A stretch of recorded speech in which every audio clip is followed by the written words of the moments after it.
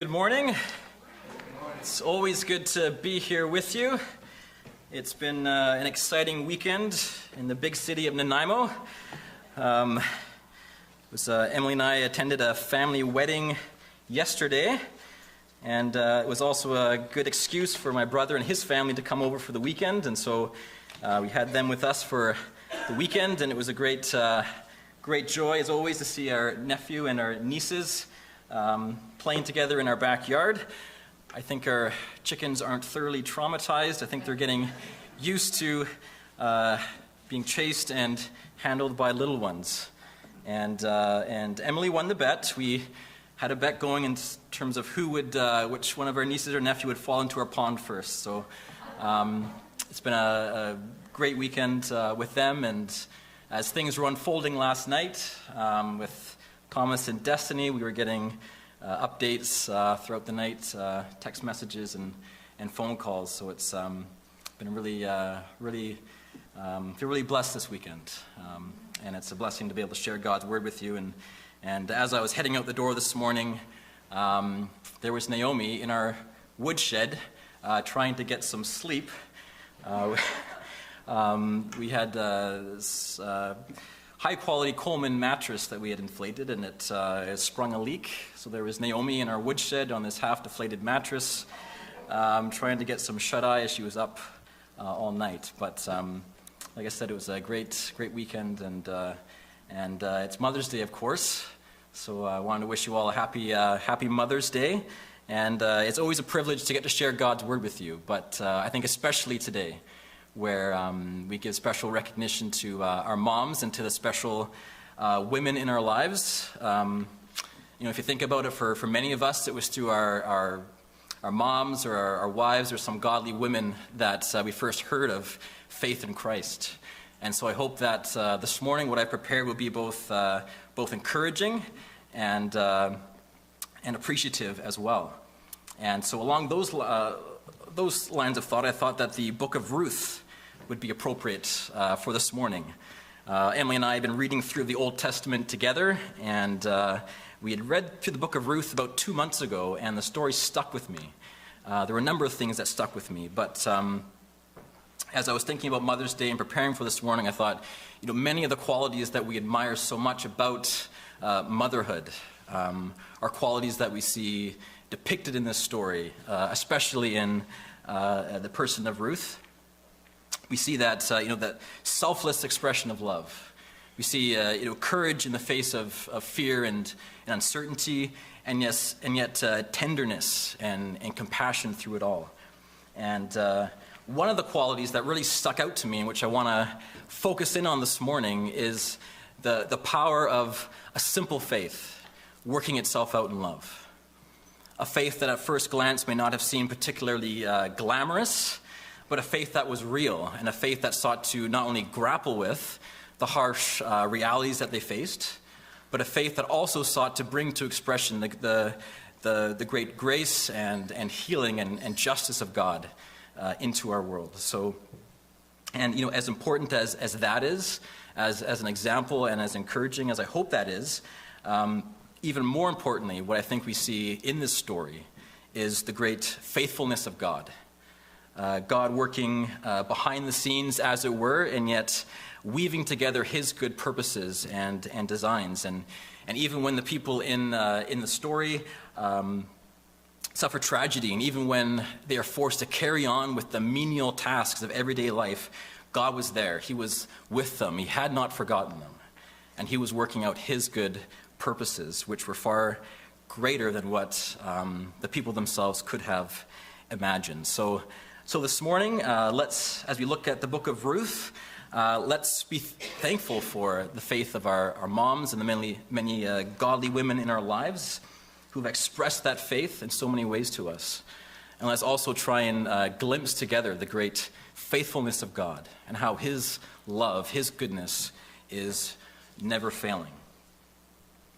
So verse 1 of chapter 1 of the book of Ruth really sets the stage for the story, and it lets us know that all things were not well in the land of Judah where this story begins. This is how the first verse in the book of Ruth goes. It says, during the time of the judges. Now let's just stop there for a moment and let's think, what was going on during the time of the judges? Well, I think it was fair to say that it was truly one of the dark periods in the history of the nation of Israel.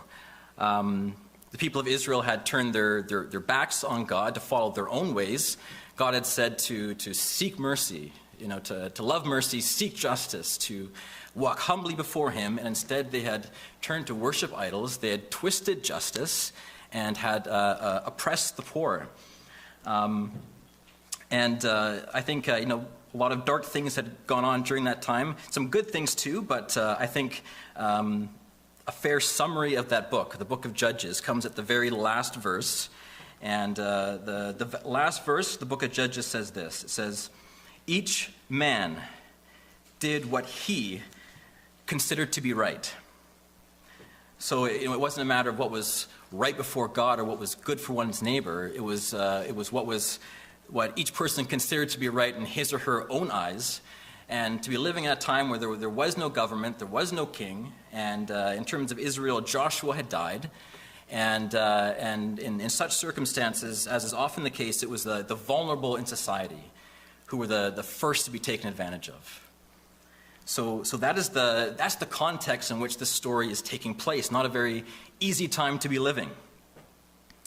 But so far, we've not even read through half of verse 1 in chapter 1, so let's continue. So during the time of the judges, there was a famine in the land of Judah. So already the story's gone from bad to worse, and as the story continues, it begins to focus in on this small family who were forced to flee their home and become refugees in a foreign land. So it says, so a man from Bethlehem in Judah went to live as a resident foreigner in the region of Moab, along with his wife and 2 sons. Now the man's name was Elimelech, his wife was Naomi, and his 2 sons were Mahlon and Chilion. They were of the clan of Ephrath from Bethlehem in Judah. They entered the region of Moab and settled there. And as this small family is living as refugees in this land, tragedy strikes the family. Verse 3. Sometime later, Naomi's husband, Elimelech, died. So she and her 2 sons were left alone. So her sons married Moabite women. One was named Orpah and the other Ruth. And they continued to live there about 10 years. And if it were not enough to be living during a time where there was, injustice and poverty, and then to, suffer tragedy in one's family, the story goes on to describe how this woman, Naomi, would have to suffer further loss. Verse 5, then Naomi's 2 sons, Mahlon and Chilion, also died. So the woman was left all alone, bereaved of her 2 children as well as her husband. So here is Naomi, grieving the loss of her entire family, and as a woman in that day and age, without a husband, without children, she was incredibly vulnerable. And the question of her survival was a real issue. So Naomi decides to return back home to Judah. She hears the famine is now over, and perhaps there are relatives there or friends who can help her in some way. And as Naomi makes plans to head back to her homeland, it appears that her 2 daughters-in-law will accompany her to help support her. But as Naomi makes it perfectly clear to her daughters-in-law that to follow her would not be wise, it would not be in their own interest to remain with her, we see the true character of both Orpah and Ruth made clear.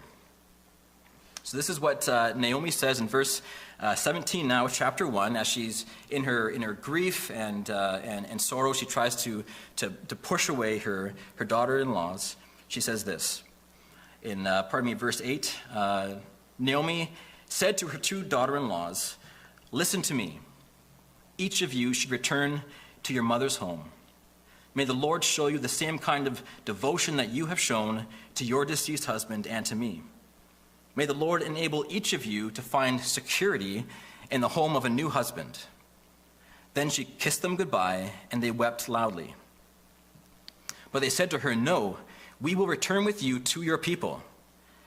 But Naomi replied, "Go back home, my daughters. There is no reason for you to return to Judah with me. I am no longer capable of giving birth to sons who might become your husbands. Go back home, my daughters, for I am too old to get married again. And even if I thought that there was hope that I could get married tonight and conceive sons, surely you would not want to remain married until they were old enough. Surely you would not remain unmarried all that time. No, my daughters, you must not return with me. For my intense suffering is too much for you to bear, for the Lord is afflicting me." Again they wept loudly. Then Orpah kissed her mother-in-law goodbye, but Ruth clung tightly to her. So as Naomi made it perfectly clear for them to remain with her would not be at all in their best interest. And what Naomi is trying to say is that I'm useless to you. And for all that they could tell, that was the case. To remain with her mother-in-law meant insecurity, meant hopelessness, suffering. Not a very attractive option for two young women with their whole lives in front of them. And Orpah makes what many people would have considered to be the wise choice, right? Both financially and socially. She turns away. But Ruth, and for good reason, is often held up as one of the great examples of what true friendship looks like. There was no personal advantage for Ruth to stay with Naomi. In fact, there appeared to be a great many disadvantages. And this really gives us reason to pause and reflect upon the nature of friendship, what it really means, what it looks like. Because it's, in our culture, we often miss the mark. We often fall far short of what true friendship means. And some have even said that in our consumerism society, that relationships themselves have become disposable, right? So relationships have become about what can I get from someone else? How can someone else meet my wants, my needs, my desires? And as soon as someone stops meeting my needs, wants, and desires, then that person is discarded, right? They're disposable. But hear how Ruth replies to her mother-in-law, and these words sound almost like marriage vows. Verse 16 of chapter 1, Ruth replied to Naomi, "Stop urging me to abandon you. For wherever you go, I will go. Wherever you live, I will live. Your people will become my people, and your God will become my God. Wherever you die, I will die, and there I will be buried. May the Lord punish me severely if I do not keep my promise. Only death will be able to separate me from you." Wow. What Ruth is really telling her mother-in-law is that her reality will become her own. She's saying, I will never abandon you, regardless of the circumstances, regardless of the personal cost to my own comfort or prosperity. I will never leave you. And so here is Ruth, who then leaves behind her own family, her own culture, and even religion, and so leaves behind whatever earthly security she may have had. And it even says that Ruth took an oath before God to keep her promise. She says, "May the Lord punish me severely if I do not keep my promise." And some might have said, this was an example of a foolish kind of faith, or an example of taking things too far. And that's often how our world looks at faith and looks at religion today. They say, believe whatever you want to believe, so long as you're moderate about it. They say the problem with religion is extremism and fundamentalism, and that might be the case for some religions. I don't know, but it's not the case for Christianity.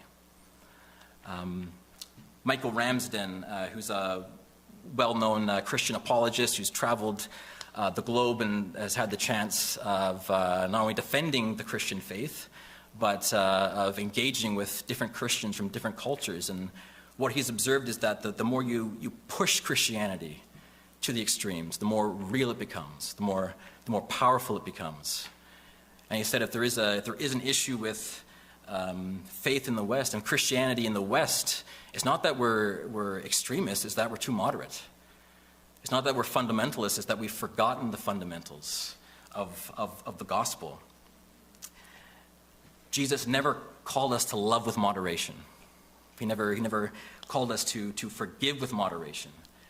And as the Apostle John says in 1 John chapter 3, one of my favorite verses, he says, we know what real love looks like because Jesus laid down his life for us.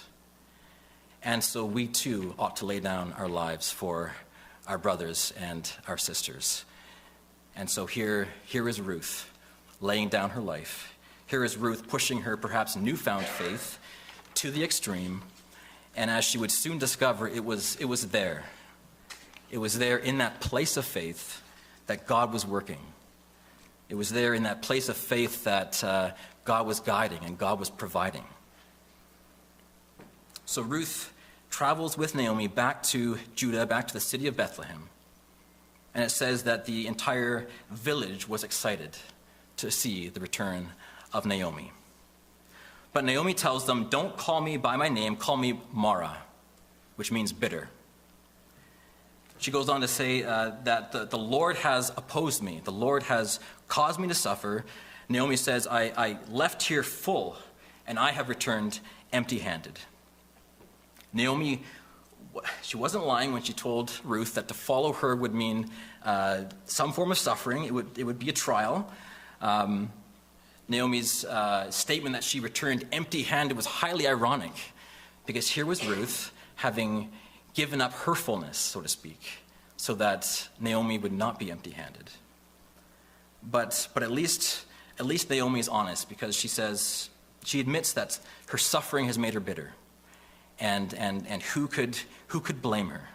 You know, she felt that God must have turned his back on her, or perhaps even worse, turned his hand against her.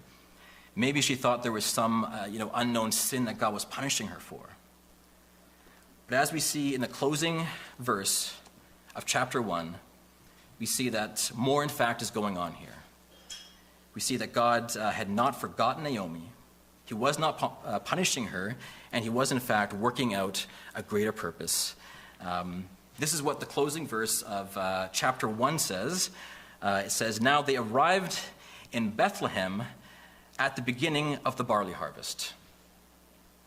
Now, we might read that as saying, they just so happened to arrive at the beginning of the barley harvest. But as the story unfolds, we realize that God had even this detail in mind. God didn't leave anything to chance, and he didn't miss a beat.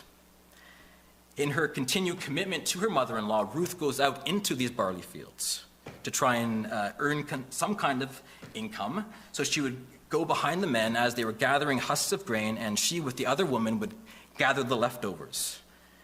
And if you think about it, as a foreign woman out in the middle of a field surrounded by men wasn't exactly the safest place for Ruth to be. But the story goes on, chapter 2 now, in verse 3. Now she just happened to end up in the portion of the field belonging to Boaz. Who was Boaz? Not only was he wealthy, not only was he prominent, but he was also a relative of Naomi's deceased husband. And that's an important detail, as we will soon find out. And as Ruth is out working in his fields, it says in verse 4 now of chapter 2, at that very moment, there we go again, Boaz arrived from Bethlehem to greet his workers. And as he is out there talking to his harvesters, Ruth catches his notice. And as he inquires, as to who is this foreign woman working in his fields, one of his servants gives the full story of Ruth's kindness to her mother-in-law. And Boaz is clearly impressed by her character. You know, to be living during a time of injustice and selfishness where, each person is looking after their own interests, to hear the story and to see someone else expressing their kindness, to giving of themselves for someone else, sometimes that's enough to capture someone's heart and imagination. And that seems to be the case for Boaz. he meets Ruth, and he tells her, do not go into any other field. Work only in my fields. And he tells the men working for him not to harass her, and he even tells his harvesters to pull out ears of grain to let them fall on the ground so that Ruth might pick them up. And this is what Boaz says in verse 12 now of chapter 2. May the Lord reward your efforts. May your acts of kindness be repaid fully by the Lord, God of Israel, from whom you have sought protection. Boaz recognized that it was God in whom Ruth had placed her trust. And it was this faith that she had that enabled her to step out in confidence despite her circumstances, despite the odds being stacked against her. It was her faith that enabled her to look beyond her own needs and to care for the needs of another. And Boaz was wise enough to recognize that God was at work in her life, and that God, in fact, was Ruth's protector. And we might also notice that Boaz had more than just an abstract theology. He recognized that God had blessed him so he could be a blessing. Boaz was confident that God was Ruth's protector, and yet he saw also that as one of God's people, he shared in that responsibility. When God made the old covenant with the people of Israel, one of the conditions of that covenant was that the people were to care for the vulnerable in their society. That was one of the conditions. In Deuteronomy chapter 10, it says this, for the Lord your God is the God of gods and the Lord of lords, the great, mighty, and awesome God who is unbiased, who takes no bribe, who justly treats the orphan and the widow, and who loves the resident foreigners, giving them food and clothing. So you must love the resident foreigner, because you were foreigners in the land of Egypt. And in Deuteronomy 27, as God lays before the people of Israel the covenant conditions, the blessings and the curses, this is what God says. He says to them, cursed is the one who perverts justice for the resident foreigner, the orphan, or the widow. And when you read through the Old Testament, the book of Isaiah comes to mind. When you read through them, you realize that one of the reasons why God had brought judgment upon his people, one of the reasons why they had gone into exile, is because they had abused the foreigners, the widows, the orphans in their midst, rather than protecting them. And really all throughout the Old Testament, we read of God's concern for the vulnerable. And one of the ways in which God sought to provide for the vulnerable was by establishing what he called the kinsman redeemer. Okay, so a kinsman redeemer was a person's relative who was rich, who was powerful, who had the capacity to protect them should they become impoverished. So the kinsman redeemer would act by paying off a debt. They would act by buying a relative's property so they wouldn't have to sell themselves into slavery. They would even act by marrying a widow if she had no children. And that is who Boaz was for Naomi and for Ruth. He was their kinsman redeemer. And so when Ruth returns to Naomi and describes how she's been working out in the field of Boaz and how she's met him and what he said, Naomi begins to hatch a plan of how they might try and convince Boaz to take up his responsibility to care for them. Because being redeemer would be costly, right? How would this man respond to the news that he now had a social and financial responsibility to these two women? And so Naomi gives these instructions to Ruth, chapter 3 now and verse 3. And as we read what she says, we might say Naomi had something of a desperate kind of faith. But I think there was a boldness in her instructions. And maybe she felt like she had to somehow help the hand of God along. I don't know, but I think she had a faith in what God had provided. But this is what she says. These are the instructions she gave Ruth. She said, bathe yourself, rub on some perfume, and get dressed up. So in other words, make yourself as physically appealing as possible. And then she says, go down to the threshing floor where Boaz is working, but don't let him know you're there. When he gets ready to go to sleep, take careful notice of the place where he lies down, then go, uncover his legs, and lie down next to him. He'll tell you what to do. Now that sounds very weird and very strange, and it is. But for whatever reason, in that day and age, in that culture, that uncovering of his legs was equivalent to a marriage proposal. So in our day and age, if it's considered somewhat unusual for a woman to propose to a man, how much more then, right? And Ruth, in her, true to character, follows her mother-in-law's advice as an act of devotion and service, and she goes down to the threshing floor. She sees where Boaz lies down, and she waits for him to go to sleep. She uncovers his legs and lies down next to him. And Boaz, of course, when he wakes up, is quite alarmed to find this woman lying next to him, and he asks, "Who are you? What are you doing lying next to me?" And Ruth cuts the chase. Chapter 3 and verse 9, Ruth says this, "I am Ruth, your servant. Marry your servant, for you are the guardian of the family interests." Doesn't mess around, cuts the chase. And someone like me, after working a full day of hard labor, I probably would have been annoyed to have been woken up during the night. But Boaz is amazed. He's amazed at the level of devotion that Ruth showed to her mother-in-law. There are indications in the text that Boaz was no longer a young man, and that there were other options for Ruth that she could have pursued. But this is what Boaz says in verse 10. He says, "May the Lord reward you. This act of devotion is greater than what you did before. You have not sought to marry one of the young men, whether rich or poor." And he goes on to say that he will be the redeemer. He will marry her. He will buy the field of Naomi and provide for them. But he says, first, there is a legal issue that needs to be settled.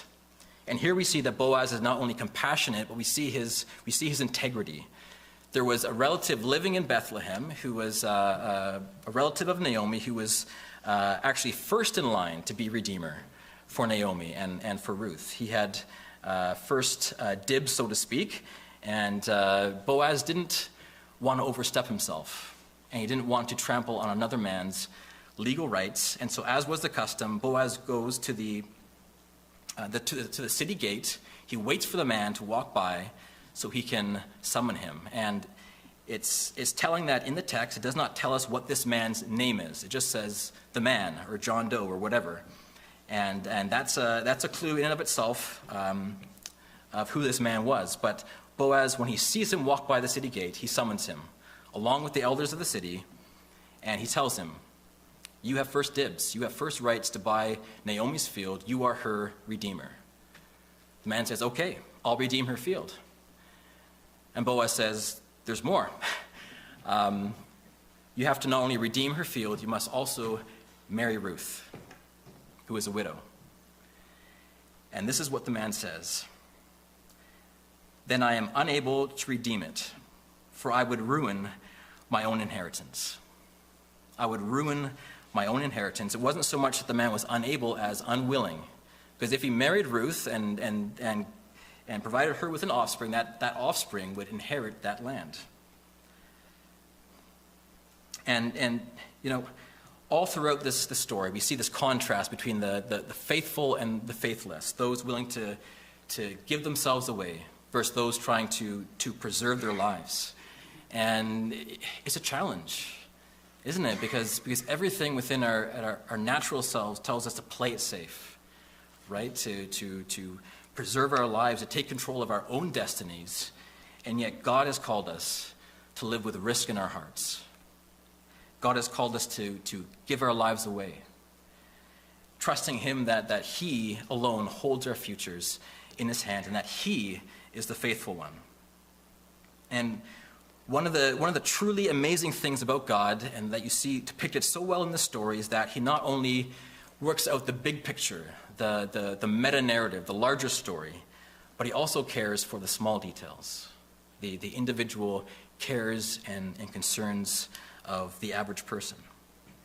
And as the story of Ruth comes to a close, we see how God has done this beautifully. Chapter 4 and verse 13. So Boaz married Ruth. The Lord enabled her to conceive and gave birth to a son.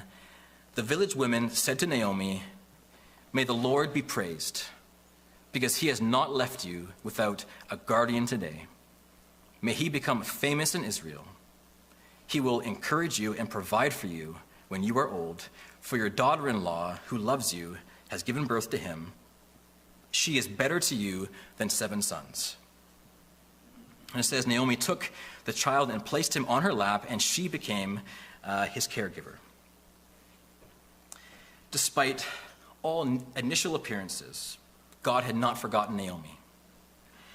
He knew her every need, her every concern, and he was with her on that journey, through the ups and downs, through the suffering. Even in her bitterness, God was there. He was providing. But God was also providing a larger purpose. He had a larger plan in mind, which he had woven into the fabric of these people's lives. The amazing thing is that as Ruth and the other faithful people in the story stepped out in faith, here was God working out his own faithfulness through them. This is what it says in verse 17 now. The neighborhood women named him, the child, saying, "A son has been born to Naomi," and they named him Obed. Now he became the father of Jesse, and Jesse was the father of David. It's not till the very end of the story that we see the full picture of what God was doing, what God was working out through the tragedy of one woman, through the faithfulness of another, and through the integrity of one man who was committed to God's justice. God was providing. Not only was God providing for them, but he was providing for all of us. God's plan all along was to provide our ultimate Redeemer. Obed was the father of Jesse. Jesse was the father of David. And through the lineage of David came the Messiah, came the Christ, Jesus, our Redeemer, who would not only buy our freedom from sin, but also from death. And let us not forget that it was costly for him as well, as our Redeemer. He gave up his fullness. He emptied himself so that we would not be empty. He gave his life away so that we might know life in all its fullness. Isn't that a beautiful thing to reflect upon this morning? And so as we come to a close here, I hope I haven't misrepresented what I'm trying to say. I'm not trying to set the bar higher for us. I'm not trying to say, do more, jump higher. We're already doing so much. What I really want to do is encourage you, the mothers, the women, and really all of us this morning, that what you do matters, that your faith matters. Your acts of devotion and care, even if they go unnoticed by those around you, they don't go unnoticed by God. And, through the ups and downs of life, through the extraordinary and the mundane, and whether you're going through a season of joy or of sorrow, God is there, and he has not forgotten you.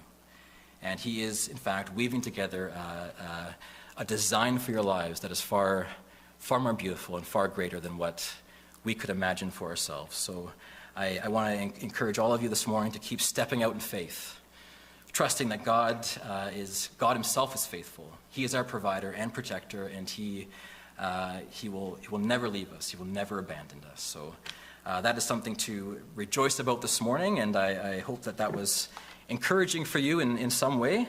And I think the only thing left for us to do is to rejoice and to stand and sing together. So let's do that at this time.